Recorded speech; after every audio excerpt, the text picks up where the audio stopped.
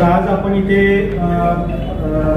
जमायचं कारण असं आहे की सेमीकंडक्टर इंडस्ट्रीची जी आत्मनिर्भरता आहे ते आता सगळ्या जे भारत असेल, US असेल, चायना असेल यांच्या थोड्या जिओपॉलिटिकल आणि जगावर राज्य करण्याच्या थोड्याशा प्रवृत्तीमुळे सेमीकंडक्टर आत्मनिर्भरता ही फार महत्त्वाची झालेली आहे आणि त्याच्यासाठी भारत गव्हर्नमेंटनी भरपूर पुढाकार घेऊन ऑलमोस्ट 76,000 कोटी ऑलरेडी बजेट सँक्शन केले आणि ऑलमोस्ट अजून एक 50,000 कोटी बजेटची सँक्शन्स ऑलरेडी केलेली आहेत आणि याच्यामध्ये प्रामुख्याने गुजरात, ओडिसा, आसाम, हिमाचल इथे ऑलरेडी मॅन्युफॅक्चरिंग सेमीकंडक्टर मॅन्युफॅक्चरिंगचे प्लांट्स ऑलरेडी अप्रूव्ह केलेले आहेत.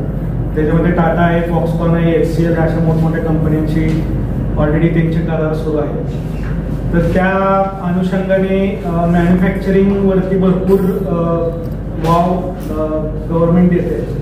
पण आपलं थोडंसं महाराष्ट्रामध्ये हा थोडासा सेमीकंडक्टरबद्दलचा अजून जरी प्रगत राज्य असलं तरी सेमीकंडक्टरवर तेवढा भर नाही आहे.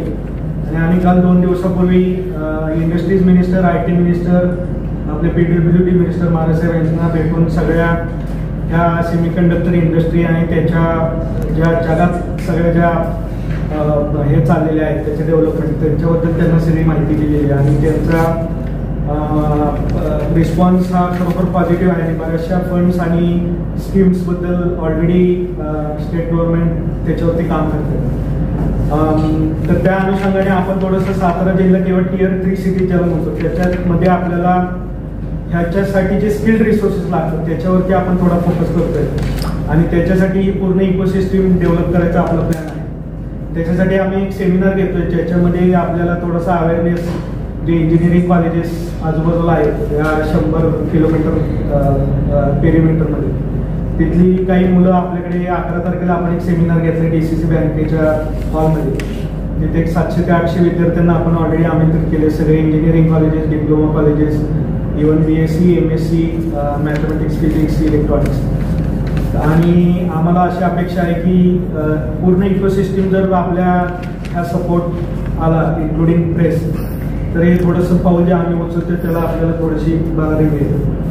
ह्याच्यामध्ये आपण प्रामुख्याने सेमीकंडक्टर इंडस्ट्रीमध्ये आत्ता जी ग्रॅज्युएशन होणारी मुलं आहेत त्यांच्या वर्ल्ड वाईड कुठल्या ऑपॉर्च्युनिटीज आहेत, त्याच्यात मिळणारे पॅकेजेस कुठले आहेत, त्यांच्यासाठी लागणारे त्यांचे करिअर पाथ कुठले आहेत या सगळ्यांवरती चर्चा करणार आहे. त्याच्यामध्ये आपण इंडस्ट्रीमध्ये 8 ते 10, 25 ते 40 वर्ष एक्सपिरियन्स असलेले सगळ्या एक्सपर्ट्सला बोलवलेलं आहे आणि ते त्यांचे एक्सपिरियन्सेस शेअर करतील. आत्ता ज्या घडामोडी चालू आहेत त्याचे लेटेस्ट स्किल्स कुठले रिक्वायरमेंट आहेत आणि त्याच्यामध्ये त्यांना कुठल्या ऑपॉर्च्युनिटीज अवेलेबल होतील याच्यावरती चर्चा होणार आहे. तर आपण सगळ्या इथले इंजिनिअरिंग कॉलेजेसला ऑलरेडी इन्व्हिटेशन्स दिलेले आहेत आणि त्यांचे प्रामुख्याने सगळ्यांनी आपल्याला पॉझिटिव्ह रिस्पॉन्स दिलेला आहे.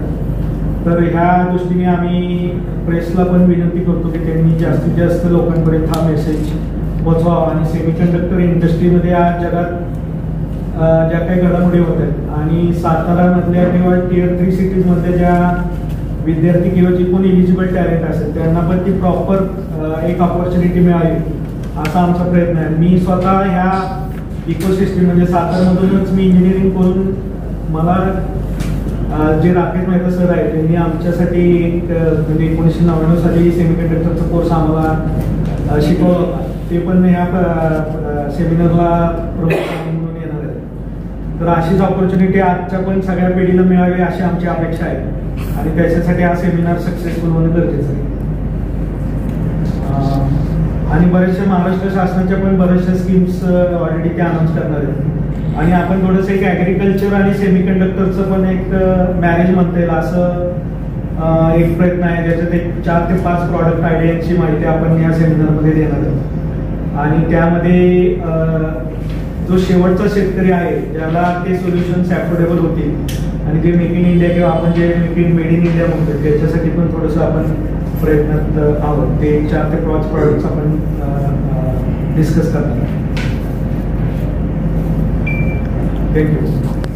प्रश्न असतील तर तुमचं सिलिकॉन टेक हिल्स काय म्हणजे नक्की कुठे आहे? आता थोडंसं आपण ह्या जी इकोसिस्टीम बद्दल बोलतोय त्याच्यामध्ये कसं असतं बेसिकली बऱ्याचशा कंपन्यांचा आपल्याला सपोर्ट आहे, जे सिनॉप्सिस असेल, मायक्रोचिप असेल, ह्या कंपन्यांची आपण टायअप करून त्यांचा सपोर्ट घेणार आहे. आणि आपल्याला याच्यामध्ये कसं असतं, टेक्नॉलॉजीमध्ये थोडंसं इन्फ्रास्ट्रक्चरचा हा थोडा मोठा पार्ट असतो. त्याच्यामध्ये टूल्स असतील आणि बाकीची जी काही यंत्रणं लागते, पीसीबी डिझाईनचे सर्किट्स असतील होते. त्यामुळं सिलिकॉन टेक हिल्स ही एक संस्था आहे, ती त्यांच्या पुढाकाराने आपल्याला पूर्ण इन्फ्रास्ट्रक्चर सपोर्ट सातारा जिल्ह्यामध्ये देणार आहे. आणि तशीच अजून एक इन्क्युबेटर संस्था आहे